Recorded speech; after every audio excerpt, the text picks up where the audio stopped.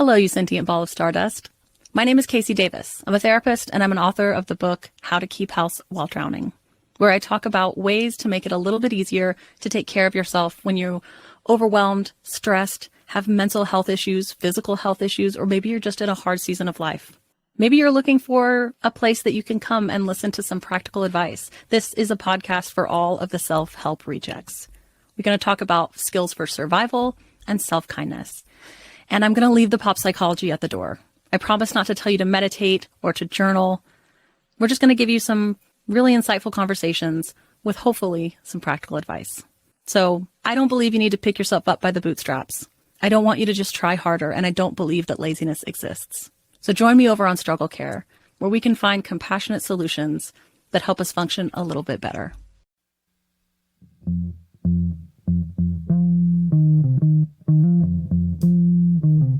Hey thinkers, welcome back to another episode of I've Been Thinking. I'm your girl, your host, Elena Grace, and I'm so grateful you're here.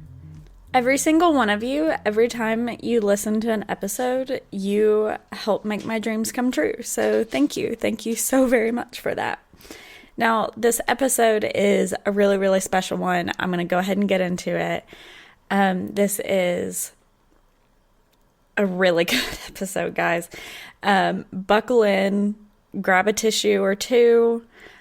You might need it. Okay, so I convinced one of my sorority sisters. She was our new member educator, and she's just incredible. She had such an impact on my life and my college experience, as well as the lives of my sisters in general, but my pledge class in particular. And every single person that I mentioned I was doing this episode to was so thrilled and so just excited to hear her voice again, which is so funny because I say that in the episode as well. But this episode is with Catherine DeMoss, Reverend Catherine DeMoss, actually. So Catherine is, or Mama Cat, as we referred to her. She is an ordained reverend. She has a master's in divinity from Vanderbilt University. She has worked in advocacy and she has done missions work. And she is just constantly striving to make the world a better place. Now, Mama Cat is also a survivor of leukemia, and that's very, very exciting, very big news. She no longer has cancer, and she is almost finished with her chemotherapy treatments, which is just absolutely one of the biggest reliefs. Because this darling woman, the world would be less without her. Whew, hold on. Had to regroup for a second, and we're just in the intro, y'all. So, this is an episode, okay? So, Catherine is an incredible conversationalist. She has so many beautiful things to say, and she is very real. So, this episode, we talk about her leukemia, absolutely.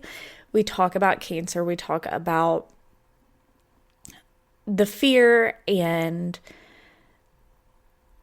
everything that goes with it, but ultimately, the premise of this episode is identity. So, Catherine does not want her story to be defined by her cancer. It is something that happened to her. It is not all there is of her. And I think that that's really important. And I think that that is an amazing distinction to make in a world where too often, and I get why we do it, but too often we make somebody's personality their cancer. We make that the most interesting thing about them when it isn't. It is just something that happened to them that shouldn't have, but it did. So, this episode, we dig a lot deeper into that. We talk about some really interesting, important concepts, and I hope that it does for you what it did for me, because this is inspirational. It is perspective altering. It is everything that I set out to do when I started this podcast. So, thank you guys for joining. And here's Catherine.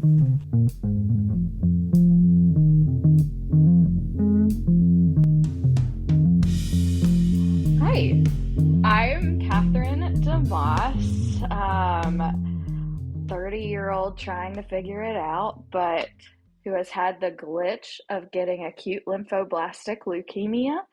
And I'm thankfully 2 months out from being finished with that and kind of refiguring out my identity through that. Thank you so much for coming on, Catherine, Mama Cat. I have missed you so much, and I was just about to say it a few minutes ago when our call got kind of messed up, but I've really missed your voice, and I didn't realize it until I heard it. Oh, that means so much. Being your Phi director, your new member educator at Transy was just such a highlight of my life. Your group was so fun, but also just so loving and wonderful. And you pushed me to think more, but also you just gave the best hugs, and I loved it. Oh, we loved you so much. We do still love you so much. I'm sure everybody is going to listen from my pledge class and be like, oh, Mama. I just want to see you all again. I It would be love to fantastic. see you. Oh my gosh, I would love to see you again. So, for a little bit of context, if I didn't already give it in the intro, you and I, we went to Transy together. We were Phi Mu sisters. We were in Delta Theta together, and you were my new member educator. And you had like a really big role in my freshman year, in my first year at Transy and in Phi Mu, and all of those really formative experiences. You were very important. My new member educator was Nora Jane Montgomery, and I remember like going into that experience thinking about how formative she was to me. And like I have to embody kind of this idea that of all the things I loved about her, but also that coming into college can be kind of scary. Yeah. And I wanted to make sure that, if nothing else, I wanted to teach you some things, but I also wanted to make sure y'all had a place to land, because I remembered coming in. And that was my senior wisdom of, okay, if anything, I can just make sure they feel okay. You sure did that. You really did. And I really appreciate that. I really do. I think we all appreciated that. And I don't know if you knew how important you were to literally our entire 2013 pledge class. Oh, that makes me so happy. You really were. We all adore you still. I think I can gladly speak for all of them. Oh, that truly means so much. And whenever you were asking me to kind of figure out like my introduction, I was kind of thinking about these little titles you take on throughout your life, but how somebody asked me recently, like, who are you? Which is such a big question. Such a But big I question. think, yeah, like I told you earlier, a little bit like therapy. Yeah. But I think mama and just that kind of role, even if I am not a mother to a child, but mothering a lot of people in adulthood often, is a big part of that to me. Oh, absolutely. I can see that because you are such a nurturing, like, wonderful energy in person, and that really makes sense. Yeah, so I love that that is kind of part of your identity, and that kind of brings us to what we're here to talk about, who you are. That's why you're on the show, and all of the things that make you up. So you were my Phi mama. You are you have had cancer and now you're cancer free, correct? Yeah. Yeah, amazing. Absolutely so exciting. You are an ordained reverend. You have a master's of divinity. Like, you are all of these amazing things. You have worked with amazing advocacy groups. You've just done all of these wonderful things that I think really attest to what an incredible person you are. And that's why I'm so, so excited to have you here today, because you have a beautiful journey that I'd love for people to hear about. Well, thanks again for having me. I'm excited to share.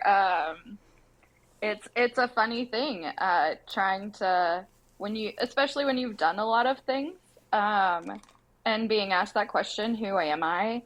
Especially after such a monumental, kind of life-altering thing that is cancer.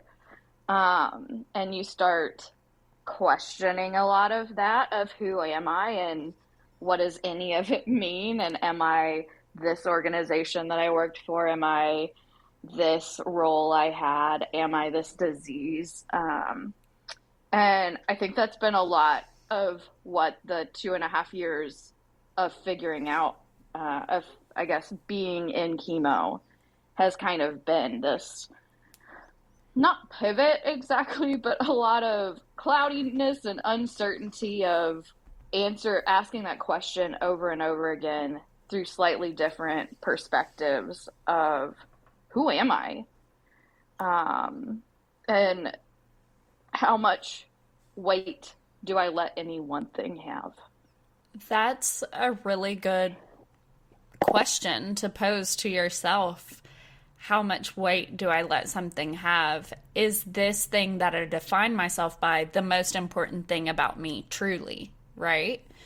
Or like Adam, my boyfriend, he gets so annoyed when one of the first things somebody asks you is, what do you do? Mm-hmm. Because he says, I'm not just my job. And he's so right. And obviously that's just a really easy, like, conversational, like, go-to. But it does very much end up feeling like you're defined by your profession. And I think it's so interesting how much we identify how much we identify as things that aren't actually all that important. Yeah, but it's like like we've been taught that those are the questions that you ask people. That's like the social constructs of things. If you're trying to make small talk, well, what do you do? Where'd you go to school? How old are you? You don't ask that so much anymore. But True. Yeah, it's all of these like very light things that you don't have to dig deeper in. Like, oh, I work in, well, ministry doesn't do that. There tends to be a lot of questions. But if you did something different, like data analytics, or I'm a doctor or a lawyer, you can kind of ask the superficial questions and not have to dig any deeper. Yeah, for sure you can. Like, even when I say, oh, I'm an artist, or, oh, I have a podcast, then people want to know more, because those are kind of the things like ministry in a way that people are like, oh, that's a little bit different. But Adam says he works in safety, and people are like, oh, okay. Yeah. And that's enough. Oh my goodness, I can only imagine. But I'm curious. So, do you think with art or with a podcast, maybe that because it's a creation from you, if that provokes more questions, whereas if we're filling roles that other people have kind of there's a lot of work that goes into all these other roles, but they're not artsy or Oh, yeah, no, I get that. And I do think I agree with kind of what you're getting at, that because like the podcast and being an artist and all of these things that I create and I put little bits of my soul into, like those are definitely more of an identity than if I had gone into law or if I had gone into disaster preparedness, which are both things that I was like kind of planning to end up doing.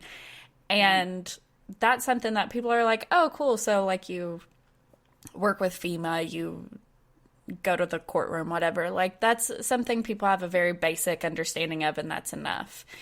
mm-hmm.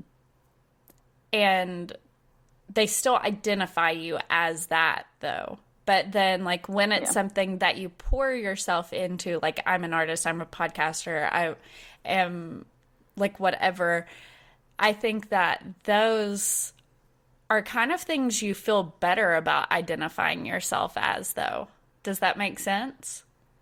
No, it does. It's something you have a little maybe more ownership over. Yeah. That instead of I I've filled a role. Instead, Yes.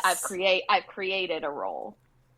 And I'm not sure what that I feel like there's something that we're on the verge of, but I haven't quite Yeah, I don't figured out. really But know what it is either, but I think there's really something there.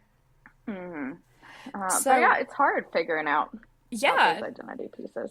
no, it definitely is. And that actually brings me kind of to a question that somebody had wanted me to ask you. How different does your life look now versus how you had thought it was gonna work? And how Oh my goodness. different of a person are you now versus who you thought you were going to be? Like those ideas of identity and plans and all of that, that has probably gone up in smoke for you, right?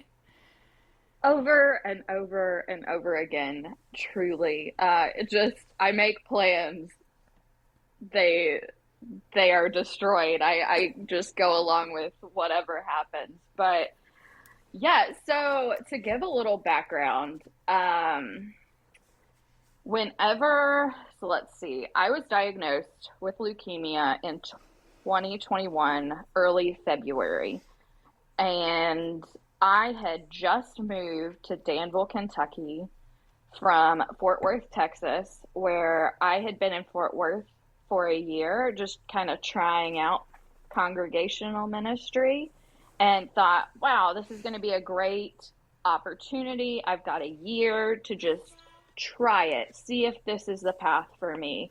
I'm there 2 months, COVID happens. Everything changes. Oh my gosh. Like my job description, my idea of what like community is going to look like or friendship is going to look like. Everybody starts isolating. I know nobody. And we just pivot. And then I end up taking on a lot of technology roles and learning how to video edit and teaching people how to use Zoom a lot. And it just nothing like I planned for that. And so you got 2020 for all of us. We just throw our hands up in the air to it a little bit, like a wild and crazy ride. So I think 2021, I'm going back close to home, near family, near people I know. I get a job at a congregation in Danville, Kentucky, and I think, okay, we're going to try this again. I think this might be a good path for me, but I don't know. Get to Danville, start my job. 2 weeks later, end up in the ER. Within the week, I'm diagnosed with leukemia. They tell me, hey, this is a really aggressive type of cancer. Oh, we need you in the hospital tomorrow. And I'm like, oh, wow. Call my boss. Hey, sorry, just started this job, but got to go to the hospital for a while. Don't know anything. Thankfully, my mom is allowed to come with me. and for 5 weeks spend all my time in a hospital room where, because of COVID, I can't get out. They let me out for 2 hours a day, kind of. Oh my gosh. So it was a ride, man.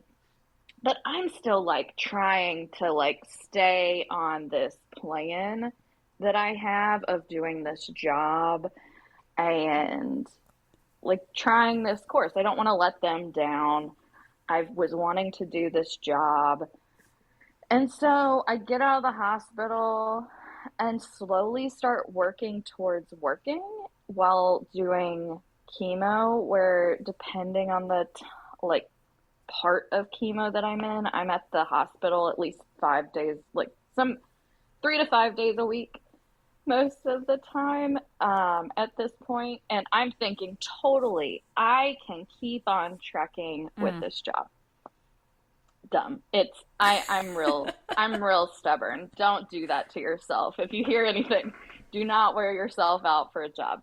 I love the people of First Christian Danville, but I was ragged by the time the next year came around, January 2022, and I decided that I have been trying to do a job and I've been trying to do chemo, and I have to choose. Am I going to take care of myself and my health and prioritize that, or am I going to do my job? Because I'm kind of letting both drop at the moment. And so in that, I very, very difficultly decided to go on disability and just prioritize getting better, which I have for now a year. And that was the best decision I could have made. And while I miss the people that I was working with, I feel more human. I feel like getting to the end is possible. I eat a whole lot better. I exercise more. I sleep so much better. It's all still difficult, but it feels more possible. Yeah. And so, yeah, in a very long way, I was constantly pivoting my identity throughout this. And that's just through a job. It's been this really weird, I'm sorry. I have a cat, 2 cats and a dog that are probably going to pipe up in the background. No, we love it. We're used to it. But yeah, so you're given cancer, and you're not given cancer. Cancer is thrust upon you. Yeah, whether you like it or not. Whether you don't like it or not. No. Try to avoid. Yeah. Given that option, that wonderful I would choice. choose not to have it, ideally. Unpopular opinion. I tell people this a lot. Like, probably avoid. I mean, you know you were going to choose it, but try not to. Wouldn't suggest. 10 out of 10 would avoid. Oh my gosh, that's good. But like, I didn't do anything. I was asking doctors at the very beginning, like, did I do something that led to this? And they're like, no, your body just, my best way to put it is my body glitched. It just, like, something in my genetic code just went, oops.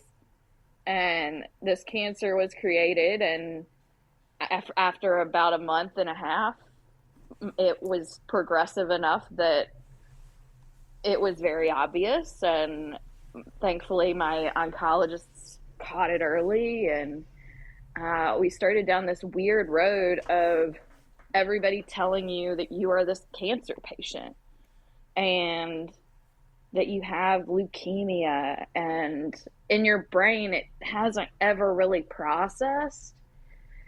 Um, and they give you just all of this information, packets and packets of information, and mom and I, our eyes are just glazing over.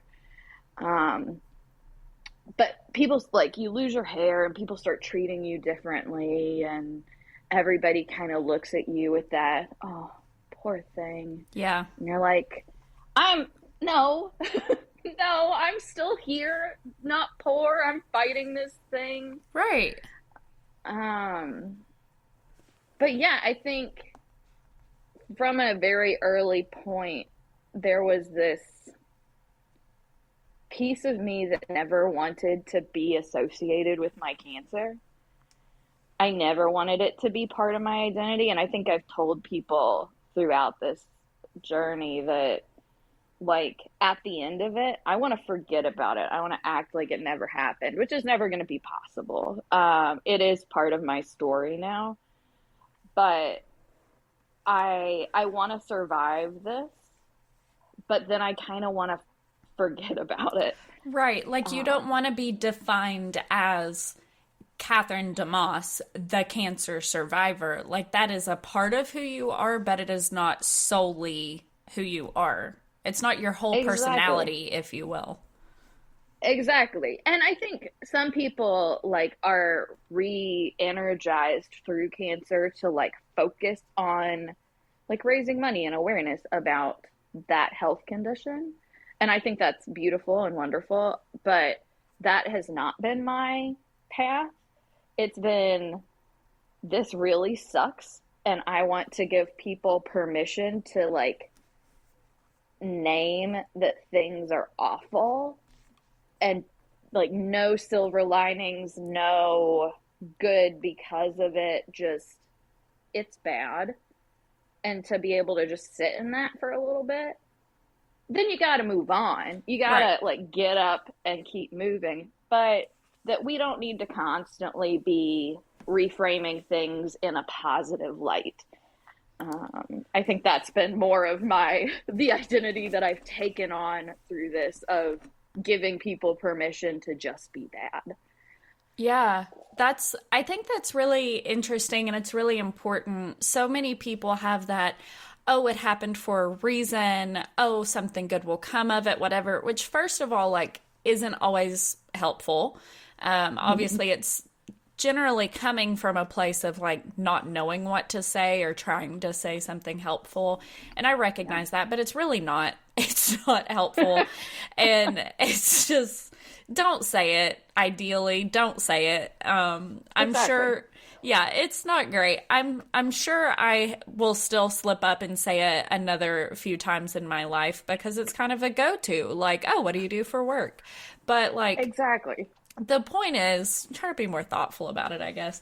But, you know, you don't have to frame things in a positive light. And I think that's really important. You can just say, damn, this fucking sucks.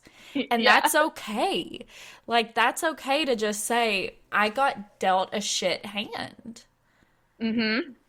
And that's not your fault, and that's not someone else's fault, and no one else has to take responsibility for, like, trying to make you feel better or any of those things. It's just the case. Yeah, but it's such this, like, again, back to, like you connected, what's your job? What do you do? It's just this thing that we've been taught is, like, this social construct of, oh, that's what you ask somebody. That's what you say when somebody's going through a hard time, that we kind of need to re-navigate. Oh, definitely. It doesn't do anything good for people. You just end up in this awkward limbo of trying to be like, I completely understand that you are coming from a good place, and now I'm trying to figure out how to not affirm what you were saying, but also be real nice. Right. Like, that is, it's like putting a Band-Aid on a wound, but you didn't, like, clean it or get any of the dirt out of it or anything. It's just a Band-Aid on, like, it's not gonna help, but it comes from a good place. Yeah, now you got to rip the band-aid off and clean out the wound and do all of this stuff. And yeah, it was a good intention. I get what you were trying to do, but Right. let's think about it. Let's think about what we're gonna say, Let's and redo then, this a little bit. but also that leads to this weirdness of it's okay not to have anything good to say. Yeah. Like, just be there for a person and uh to be like, yeah, again, just to reiterate that this really stinks and I am here for you through that. But also that maybe that's you need nothing else than to just name that it's awful. Absolutely. I think that's so important. And that's something that, like, if we normalize anything, I think that needs to be something that is like top priority of being normalized. Like, it's okay to just be sad. It's okay for things to just suck. And it's okay to not have something that's going to help it. Yeah. Like, does it And suck? Yes, but that's okay. but that makes us so uncomfortable. And people And don't like that. no, and I get it. I don't like that uncomfortability. But we got to figure out how to sit in it a bit. And I think that's the other piece that this has really brought out of realizing I've loved all of the different things I've done throughout my life in different places and in different organizations and with a whole lot of different types of people. But this really just reaffirmed a lot of that is that we don't know what people are going through. And half the time, people are probably just trying to take care of you because they can tell that you're really uncomfortable in it. Yeah. And that we just need to ask each other and listen better because everybody has these really complex stories that all involve a little bit of just things being shit. And unless we go there with them, unless we look people in the eye and be willing to really hear their story, not just a glimpse of, what's your job? Do you like it?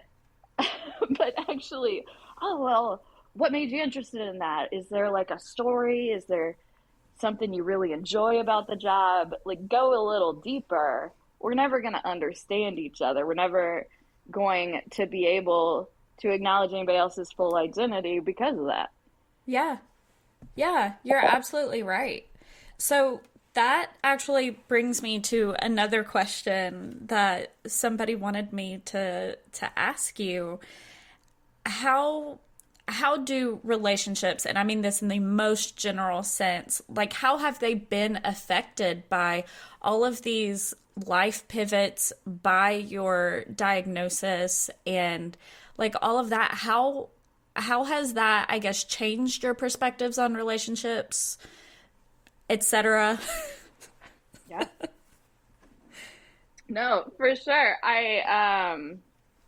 I think it's been a learning experience for everybody, Yeah. including me, because I'm not very good at naming what I need. Usually because I haven't thought through enough what I need. And a lot of it has been getting better at telling people that. And because I have a lot of wonderful people who are willing to go there, but it has to come from me, which is a lot of work, and that's a little tiresome when you're already very tired. Absolutely. So I think honestly it's been pretty lonely in that I think I've self-isolated in a lot of ways just because trying to figure out what I need has been too much. That being said, I know that I have a lot of people out there, but nobody, unless you've been through it, you don't know what anybody's going, like you don't know what a person is going through with cancer. Right. And even then it's so nuanced. with everybody being so unique in their experience that it's still hard to fully understand. Absolutely. But I think I've probably felt seen the most through people that also have had not even necessarily just cancer, but chronic health issues. Yeah. Yeah, absolutely. I think that's really interesting. Um, First of all, I think it's interesting and important, I guess, that you recognize, I suppose, that you do self isolate, but I do also know that you take steps to prevent that in your way. So, like, you have your blog where you update everybody so you don't have to go through the whole, like, catching up with every single person individually. You Yeah. answer all the facts, like, immediately, all the Yeah. frequently asked text messages. Very They're much. like in the blog post, you get it all out there, and that's how I've kept up with you and your health journey. And there were definitely a lot of times I'm like tearing up a little bit, and I didn't like expect that to happen, but there were definitely a lot of times when I really wanted to say more about. Obviously, I didn't have anything more to say because I don't know what you're going through, and all I can do is read your blog post and love you and tell you in a Facebook comment or whatever, like, I love you, I'm proud of you, etc., etc. So, Yeah. sometimes that's just good for people to know that you're not cutting everybody out at the same time. Like, you're not cutting them out, you're just tired and you don't have the Yeah. capacity to do that. So I think Exactly. that was a really awesome step that you took for yourself, but also for other people in your life, to say, like, I'm not cutting you out, I'm not going away, I'm not disappearing. This is just too much for me. Yeah. And that was the exact reason why I created my caring bridge. And because my dad had had a health crisis about a year and a half before, and mom and I'm an only child, and mom and I were just trying to navigate that. And we were so fearful of the wrong narrative getting spread that we were very intentional about laying out the correct narrative and what was happening through our own words. Yeah. And so I have been in so many different contexts throughout my life that I knew I love church, but words can spread in a funny way that's not Definitely. necessarily the truth, or it's a version of the truth, but Yeah. it's not accurate. And so that was my control in a lot of ways, to just tell everybody what's really going on. And it's a lot, but it's also here are the facts, and here. And the weird piece of that was I had to fight a lot of vulnerability in that. And I think I'm a more vulnerable person for that. But I knew people cared so deeply. And the comments truly just helped me get through the amount, like the cards, the comments, the love that I've been sent through messages and things was so pivotal in getting me to this point. But I knew that, again, I'd been on the other side of this. You don't know what to say. You don't know what to Yeah. do. There's no good, like, guide to it. And every situation is unique. But I had to figure out that line. And I knew people cared. And the people that are going to read really do care. And I knew that there was no good coming from me saying, this is all fine, I'm doing okay. I mean, chemo's hard. That's what we all know. Right. And something that I'm really passionate about is going deeper. It's storytelling, it's really seeing people. And my hope through being as honest as I have been through my caring bridge is that people would see other people who are not, don't have people all over the country reading this blog, or people that maybe feel a little lonelier or don't know how to express how they're feeling, that others might be able to engage with them better because they're like, oh, cancer doesn't necessarily look like this person on TV that is throwing up all the time and looks sick. Because I have never, like, I was looking back at pictures when I was bald. I have always had a real round face and bright eyes, and I mean, I felt really bad, but I didn't look sick in a lot of ways. It doesn't necessarily look like this thing that's on TV, but it's also not easy.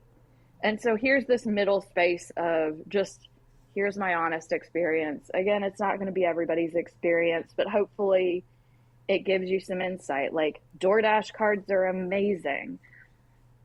The hospital is real dry, and silk pillowcases and lotion are such a helpful thing. Just little tidbits that maybe help us, like, not make sickness so scary to an outsider. But okay, well, maybe I don't have any idea what you're fully going through, but I might have a little sense, and so maybe I can jump in a little closer to you and make you not feel so alone, because it is so lonely. Right. Or even at the very least, for somebody to say, I know somebody who went through something similar, and she really appreciated lotion while she was in the hospital. So I'm gonna send you some lotion, like, because I think that, might help based on what. Yeah, I think that's so important. And it does come from really a place of vulnerability. And even, like you said, in your isolation, you were still connecting. You were still seeking connection with others in the way that you could handle. And you were being so vulnerable and so open. And was that kind of a therapy session for you too? It was. And one of the amazing things through this is that I have been granted free therapy through Markey Cancer Center because of my diagnosis, and they understand that, like, this is a whole lot. Let's talk about it, because Love it. you gotta be processing some things. And so my therapist actually references my caring bridge, and, like, what are you talking about? What is that thing that you're feeling needs to be communicated right now? But yeah, I think it's getting some of this stuff outside of my brain, where if you don't talk about it, it can kind of fester. Yeah, absolutely. But when you share it, sometimes the things that are like, oh my gosh, nobody else is going to understand this thing that I'm going through, you get a lot of feedback of people like, oh no, I received a card not too long ago that was like, I shared this with somebody I love, and it put words to things they didn't know how to say. Wow. And that is really meaningful to me, that I didn't know I was doing, because I was just, like, trying to spit out my brain as best I could and thinking, well, it's my experience. I don't know that anybody else is feeling it, but it's my experience. And so nobody can say that it's wrong. But you also end up feeling not so alone in that too, in people coming back to you and being like, no, this was definitely a thing. I didn't have the same cancer. I didn't have it this way, but I relate to it. And that's been really meaningful. I can only imagine how much that could mean to you, and how much that probably means to them as well, coming from a place of feeling alone or lonely. Like, I've had my own situations where I've felt that way, and just knowing somebody else has gone through even a remotely similar thing, you know, that always helps. But then at the same time, I share a lot of the things that I share in the hopes that somebody will feel that way about what I've shared. So, in the hopes that somebody will feel connected, will feel less alone, whatever. When Adam and I first started dating, Lord, I was a tornado to him. He had never met somebody quite like me in the brain and everywhere. And what a beautiful gift. Right? And he was like, Elena, why are you like, I don't even remember what it was specifically, but like my mental health, maybe, you know, whatever. He was like, why are you talking about that on Instagram? Not that it was a bad thing, but just asking. He was like, why are you sharing about that? And I was like, because what if somebody else needs to know? What if somebody else needs to know that it's okay? What, you know, I want to be the person that they know, like, oh, look at her. She might be like still crazy, but she's at least like not gone off the rails anymore. And that's because she sought help, you know? So if somebody needs to know that, I want to be that for them. And I think that you have been that person for a lot of people. I think that's really beautiful. Thank you. Is that how your podcast started? Kind of. It's definitely how it evolved into what it is now. I'll say it started as more of a place for me to be a nerd and deep dive on weird random stuff. But honestly, I came to realize that I loved sharing people's stories and talking to people about that and kind of challenging and encouraging critical thought in that way more than I enjoy. And I do still love deep diving on stuff and talking about weird niche things and whatever. But whereas originally I was trying to challenge people's thinking with like me basically writing an essay and then having a conversation with the microphone about like sustainable sustainable clothing and fast fashion. Like that was a really early one, right? So like that versus now where I've had conversations with people who work in fashion and have like real thoughts on their experiences with fast fashion versus and how it affects the climate and how it affects the environment and all of that versus slow fashion and reselling and that kind of thing. Like I've had those real conversations, which I think are so much more meaningful than just spitting facts at people off a little like 2-page essay that I wrote, right? So that is so much more. And like you said, you love storytelling, and I definitely love storytelling too. I think that's very much an Appalachian thing to have that real passion for telling a good story. Oh yeah. And even if you know, sometimes the facts might change a little bit, but no, even if it's not always a story that I can identify with, I think it's still important to tell it. So that is how the podcast started versus how it evolved, and kind of what I realized about myself as I went. I love that it's been identity shaping for you. I feel like that's the theme that we've come to. I think so too.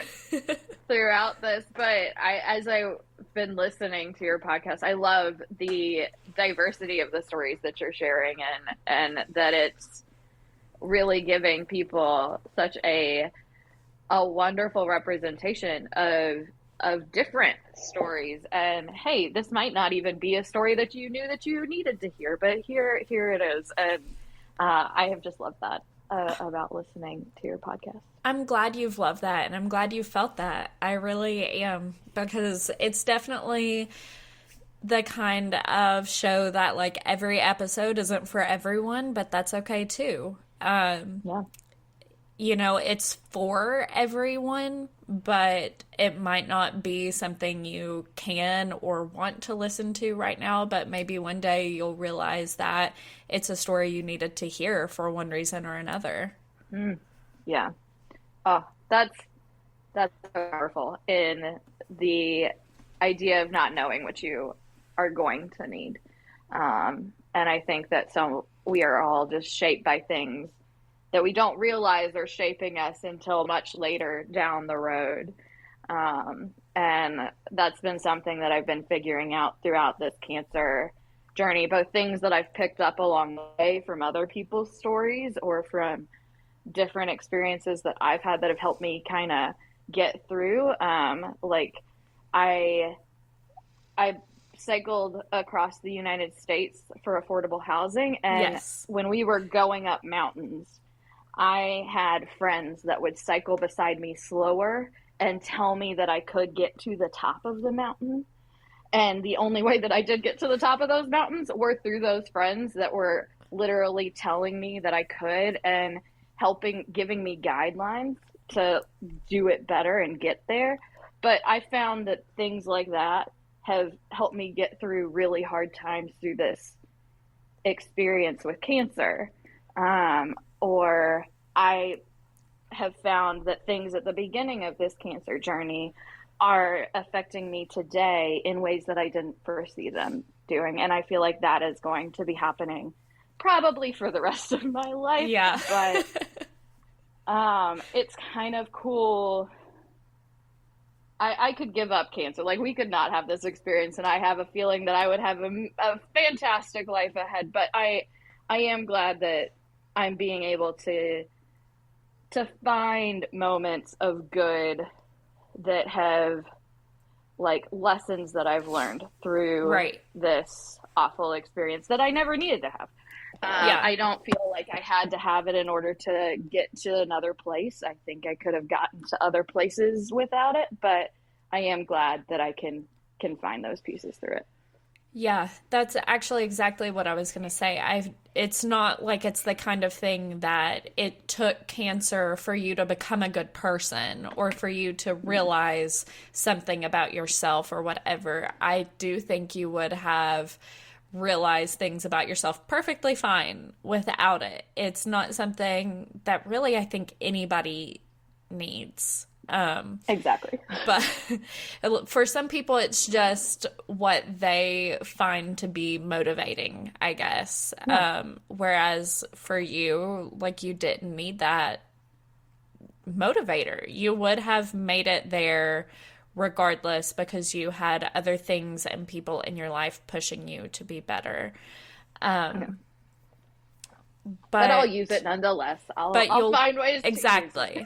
You'll use it nonetheless. You'll use the lessons, the things it's taught you, the ways it has shaped your identity in one way or another, the ways it has shaped you. Yeah. But you are still independent of that diagnosis. Like, it has contributed to you, but it's not who you are. Yeah. And I will happily step away from it as soon as I can.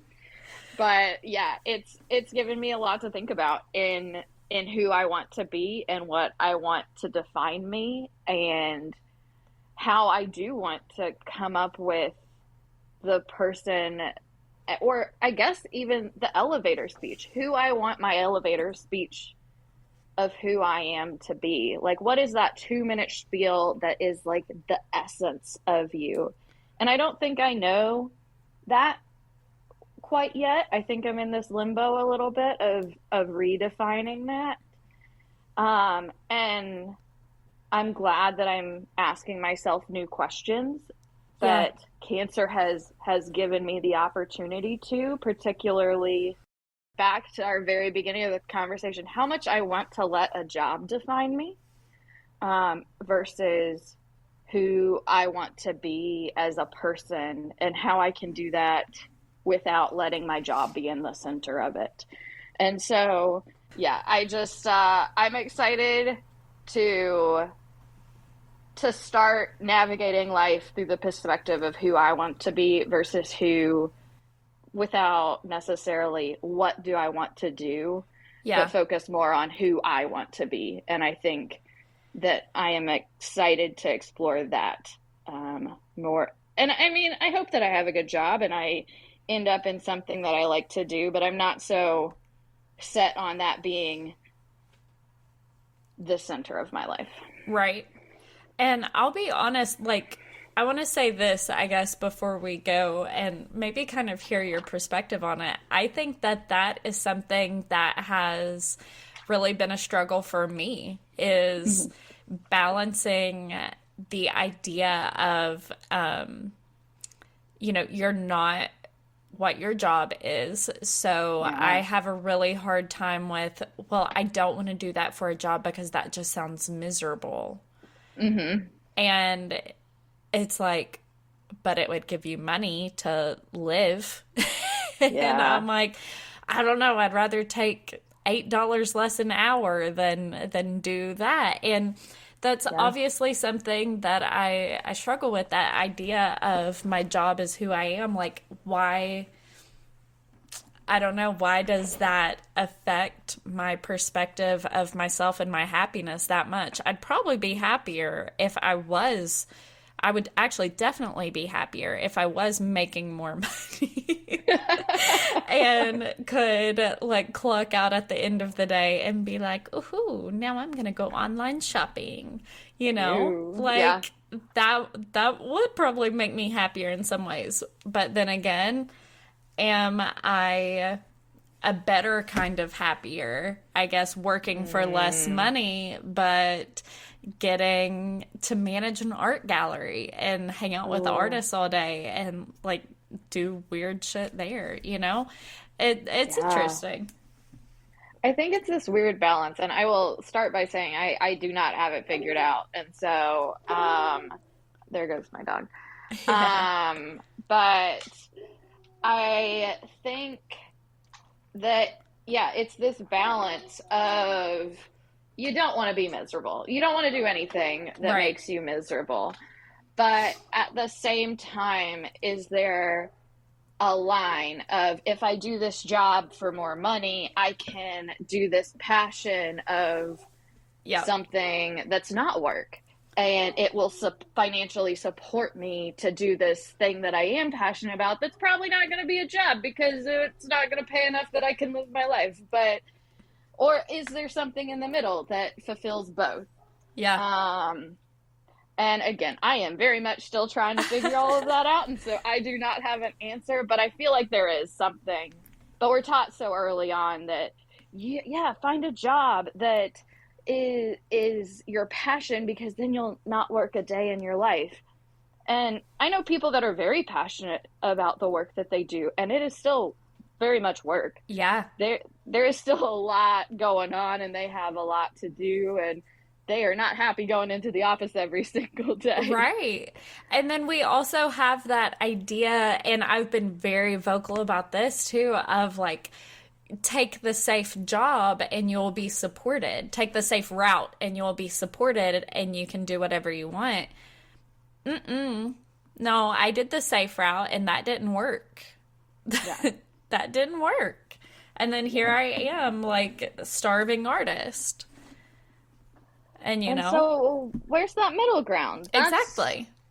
That's what I'm looking for. And I don't know what that looks like. And it sounds like you might not know what it looks like yet either, but I'm excited to see maybe where we might land.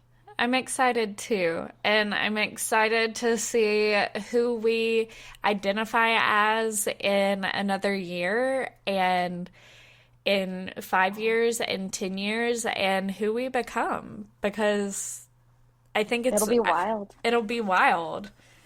It's going to be really interesting. It's going to be great. It's going to be amazing.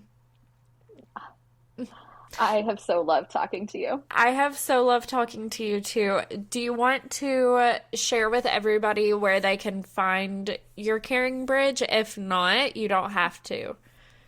Yeah, I believe it is Caringbridge / my name, Catherine with a C, DeMoss, DeMoss.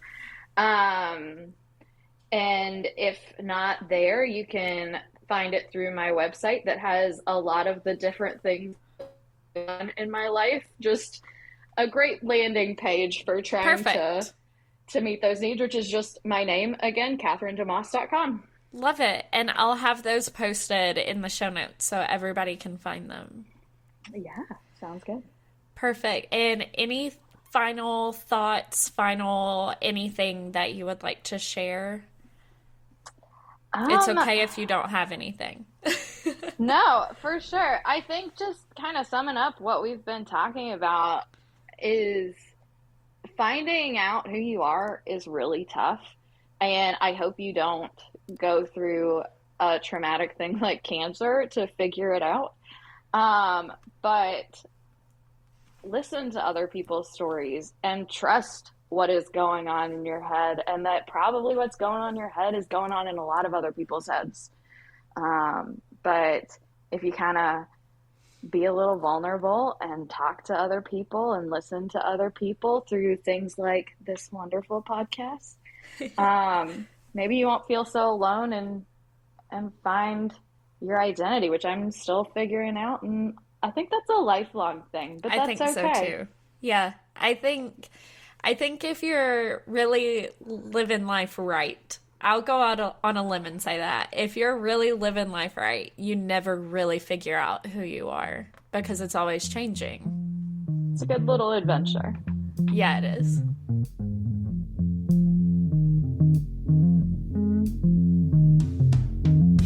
Thank you all so very much for listening to this episode of I've Been Thinking. As always, I really can't thank you enough, but I'm going to try to anyway. I hope that you enjoyed. I hope that it was a blessing, thought-provoking. I hope that it was good for you. I hope that you enjoyed it. Now, as always, make sure that you follow the podcast wherever you're listening, so that way you don't miss anything that's coming up next. So like, follow, subscribe, whatever it is where you're listening. Make sure that you follow the podcast on Instagram and Facebook at I've Been Thinking Pod on Instagram, Facebook, I've Been Thinking with Elena Grace. And make sure that you check out the website for the blog post for today's episode, and that is going to have the links to everything of Catherine's, her Caring Bridge blog, all of that stuff. So make sure that you check it out. If you liked this episode and you'd like to support the podcast in other ways, check out our Patreon, www.patreon.com/I've Been Thinking Pod. That's where you get additional video content, you get ad-free early episodes, all kinds of good stuff, extras, behind the scenes, whatever. So lots of fun stuff going on over there.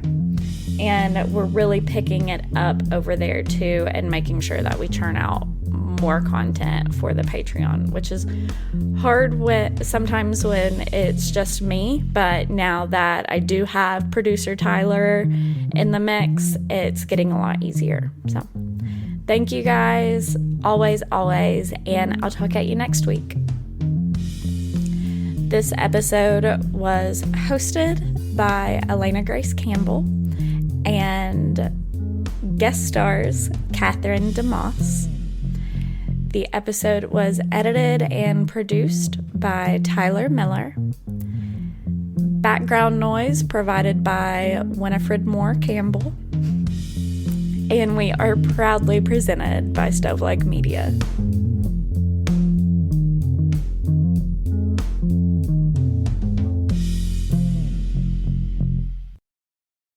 Hello, you sentient ball of stardust.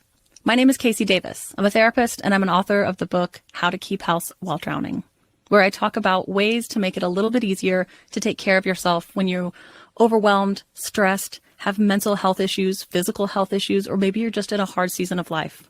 Maybe you're looking for a place that you can come and listen to some practical advice. This is a podcast for all of the self-help rejects. We're going to talk about skills for survival and self-kindness. And I'm going to leave the pop psychology at the door. I promise not to tell you to meditate or to journal. We're just going to give you some really insightful conversations with hopefully some practical advice. So I don't believe you need to pick yourself up by the bootstraps.